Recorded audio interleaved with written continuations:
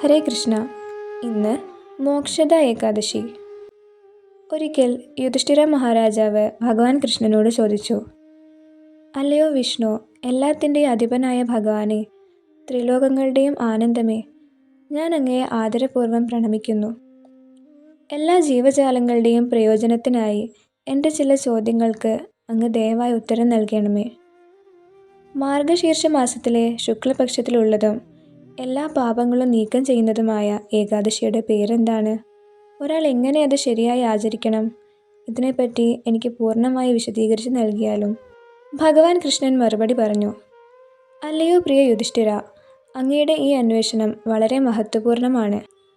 ഈ ഏകാദശി മാർഗശീർഷ മാസത്തിലെ ശുക്ലപക്ഷത്തിൽ വരുന്ന ഏകാദശിയാണ് മോക്ഷദ ഏകാദശി. ഈ ഏകാദശി മോക്ഷദായകമെന്നറിയപ്പെടുന്നു. കാരണം ഇത് വിശ്വസ്തനായ ഭക്തന് എല്ലാ പാപപ്രതികരണങ്ങളിൽ നിന്നും മോചനം നൽകുന്നു. ഈ ഏകാദശി ദിനത്തിൻ്റെ ആരാധനാദേവൻ ഭഗവാൻ ദാമോദരനാണ്. ധൂപം, നെയ്വിളക്ക്, തുളസിയില എന്നിവയാൽ പൂർണ്ണ ശ്രദ്ധയോടെ ഭഗവാനെ ആരാധിക്കണം. രാജാക്കന്മാരിൽ ശ്രേഷ്ഠനായ യുധിഷ്ഠിര, ഈ മഹത്വപൂർണ്ണമായ ഏകാദശിയുടെ പുരാതന ചരിതം ഞാൻ അങ്ങേക്ക് വിശദീകരിച്ചു തരാം. ദയവായി ശ്രദ്ധയോടെ കേൾക്കൂ.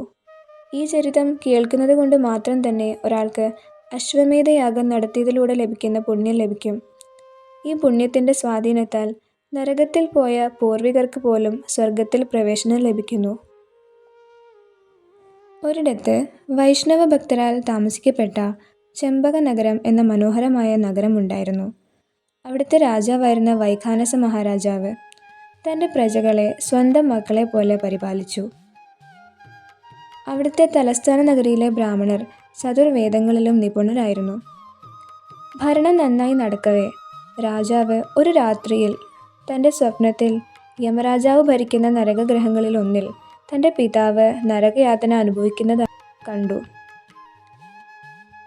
അടുത്ത ദിവസം തന്നെ പിതാവിൻ്റെ യാതനയിൽ വിഷമിച്ച അദ്ദേഹം ദ്വിജന്മാരായ ബ്രാഹ്മണർക്ക് മുൻപിൽ തൻ്റെ വിഷമത്തിനുള്ള കാരണം വിവരിക്കുകയും പിതാവിനെ നരകത്തിൽ നിന്നും മോചിപ്പിക്കുന്നതിനുള്ള മാർഗം ആരായുകയും ചെയ്തു. ബ്രാഹ്മണർ പറഞ്ഞു, അല്ലയോ രാജാവേ, ഇവിടെ നിന്ന് കുറച്ചകലെ മഹാനായ സന്യാസി വര്യൻ പർവ്വതമുനി താമസിക്കുന്ന ആശ്രമമുണ്ട്. ദയവായി അദ്ദേഹത്തെ സമീപിക്കൂ. തീർച്ചയായും അദ്ദേഹം സഹായിക്കും. ഉടൻ തന്നെ രാജാവ് പർവ്വതമുനിയുടെ അടുത്തെത്തിച്ചേർന്നു. എല്ലാ ബ്രാഹ്മണരുടെയും കൂട്ടത്തിൽ മറ്റൊരു ബ്രഹ്മദേവനെ പോലെയോ വ്യാസഭഗവാനെ പോലെയോ തോന്നിപ്പിക്കുന്ന വിധത്തിലിരിക്കുന്ന പർവ്വതമുനിയെ കണ്ടു. വൈഖാനസ രാജാവ് പർവ്വതമുനിയെ പ്രണമിക്കുകയും തൻ്റെ പ്രശ്നങ്ങളെപ്പറ്റി വിശദീകരിച്ച് നൽകുകയും ചെയ്തു. എന്നിട്ട് പരിഹാരമാർഗം ആരാഞ്ഞു. കുറച്ച് നിമിഷങ്ങൾ ധ്യാനിച്ചതിനു ശേഷം പർവ്വതമുനി കണ്ണു തുറന്നുകൊണ്ട് പറഞ്ഞു, അല്ലയോ രാജാവേ, അങ്ങയുടെ പിതാവ് ഒരു വലിയ പാപം ചെയ്തതിൻ്റെ ഫലം അനുഭവിക്കുകയാണ്. മുൻ ജന്മത്തിൽ അങ്ങയുടെ പിതാവ് തൻ്റെ ഭാര്യയുമായി വഴക്കിട്ടുകൊണ്ട് ആർത്തവ സമയത്ത് അവളെ നിർബന്ധിച്ച് ലൈംഗികമായി ആസ്വദിച്ചു. ഈ ഗുരുതരമായ പാപം മൂലമാണ് അങ്ങയുടെ പിതാവ് ഇപ്പോൾ നരകയാതന അനുഭവിക്കുന്നത്. ഇത് കേട്ട് രാജാവ് ചോദിച്ചു, പിതാവിനെ ഈ ദുരിതാവസ്ഥയിൽ നിന്നും എങ്ങനെ മോചിപ്പിക്കണമെന്ന് ദയവായി പറഞ്ഞു തരാമോ? ഈ ദുഃഖത്തിൽ നിന്നും എന്നെ ദയവായി മോചിപ്പിക്കണമേ. ഇത് കേട്ട് പർവ്വതമുനി മറുപടി പറഞ്ഞു, മാർഗശീർഷ മാസത്തിലെ ശുക്ലപക്ഷത്തിൽ വരുന്ന മോക്ഷദ ഏകാദശി അങ്ങ് കർശനമായി പൂർണ്ണ ഉപവാസത്തോടെ ആചരിക്കുകയും അങ്ങനെ നേടുന്ന പുണ്യം പിതാവിന് നൽകുകയും ചെയ്യണം. അതിലൂടെ പിതാവിന് തൻ്റെ നരകീയ യാതനയിൽ നിന്നും തൽക്ഷണം മുക്തനാകാൻ സാധിക്കും. വൈഖാനസ മഹാരാജാവ് പർവ്വതമുനിക്ക് നന്ദി പറയുകയും തൻ്റെ കുടുംബത്തോടൊപ്പം വിശ്വാസത്തോടെ ഏകാദശി വ്രതം അനുഷ്ഠിക്കുകയും അതിൽ നിന്നും ആർജിച്ച പുണ്യം പിതാവിന് കർത്തവ്യപൂർവ്വം സമർപ്പിക്കുകയും ചെയ്തു. അതിലൂടെ ആ പിതാവിന് സ്വർഗലോകം പ്രാപ്തമായി.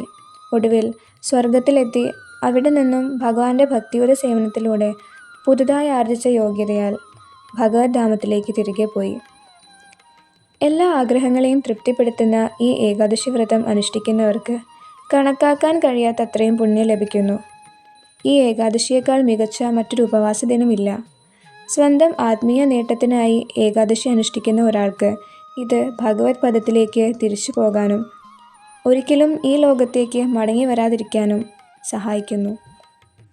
അങ്ങനെ ബ്രഹ്മാണ്ഡ പുരാണത്തിൽ നിന്നുമുള്ള മാർഗശീർഷ ശുക്ലപക്ഷ ഏകാദശി അഥവാ മോക്ഷദ ഏകാദശിയുടെ മാഹാത്മ്യ വിവരണം ഇവിടെ അവസാനിച്ചിരിക്കുന്നു. ഇന്നത്തെ ദിവസം തന്നെയാണ് ഭഗവാൻ കൃഷ്ണൻ അർജുനന് ഭഗവത്ഗീത ഉപദേശിച്ചത്. ഈ ഏകാദശി തന്നെയാണ് ഗുരുവായൂർ ഏകാദശി എന്നറിയപ്പെടുന്നതും. ഈ ഏകാദശിയുടെ പാരണ സമയം നാളെ രാവിലെ 6:26-നും 10:18-നും ഇടയിൽ. എല്ലാവർക്കും ഏകാദശി ആശംസകൾ. ഹരേ കൃഷ്ണ.